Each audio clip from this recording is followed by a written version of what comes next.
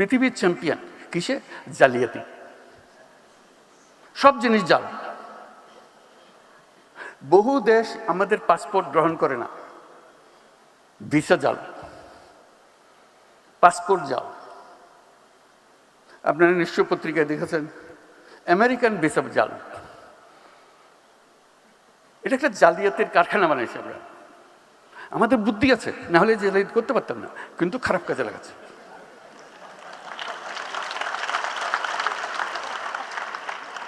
যে জালিয়াতি করতে জানে তার কাছে অনেক ক্রিয়েটিভিটি। আমি মধ্যপ্রাচ্যের একটা রাষ্ট্রের মন্ত্রীর সঙ্গে আলাপ করছিলাম।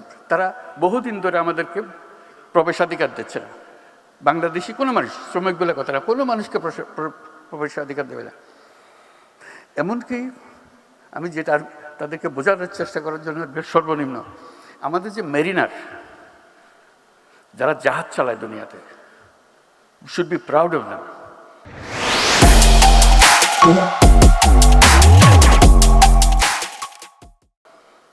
দে আর লিডিং দ্য ইন্ডাস্ট্রি। যে তারা জাহাজ চালায় দুনিয়ার, তারা এক বন্দর থেকে আরেক বন্দর, সেই উপলক্ষে তাদেরকে ওই দেশের বন্দরে যখন জাহাজ আছে তখন কয়েকদিনের জন্য তারা ছুটি পায়, শহরে গিয়ে একটা ঘোরাফেরা করে আসা যাওয়া করতে পারে, জাহাজ ছেড়ে স্থলে আসতে পারে। ওই দেশে তারা আমাদের বাংলাদেশি নাগরিক হলে তাকে নামতে দেওয়া হয় না। আমি শুধু মিনতি জানালাম যে বেচারা জাহাজে জাহাজে ঘুরে, অন্তত তাদের জন্য একটা পারমিশন দাও। বলছে আমাদের নিয়ম তো সবার জন্য প্রযোজ্য, আমরা কি করি? আমি তুমি আমার আবেদনটা গ্রহণ করো, শুধু তাদের জন্য দাও, আর যদি মনে করো সবার জন্য পর উন্মুক্ত করব। তো কয়েক মাস পরে শুনলাম যে তারা মেরিনারদের পারমিশন দিয়েছে। একটা দুটা দেশ না, লম্বা লিস্টি যাদের দেশে আমাদের প্রবেশাধিকার নাই। ওই মন্ত্রী যার সঙ্গে আমি মেরিনার নিয়ে আলাপ করলাম, সে বলল যে দেখেন আপনি বন্ধু মানুষ, আপনাকে পুরো জিনিসটা আমি বোঝাবো।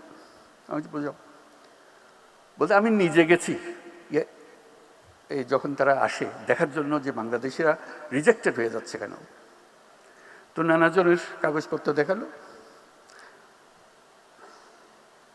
শিক্ষার সার্টিফিকেট ভুল, জালিয়াত।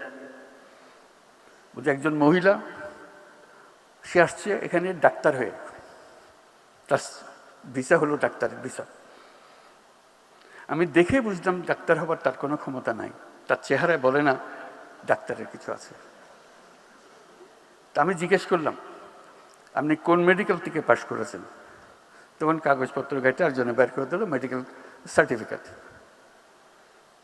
তো স্টাফরা বলে স্যার এটা জাল, এটা ভুয়া। বাকি সমস্ত সার্টিফিকেট তার জাল।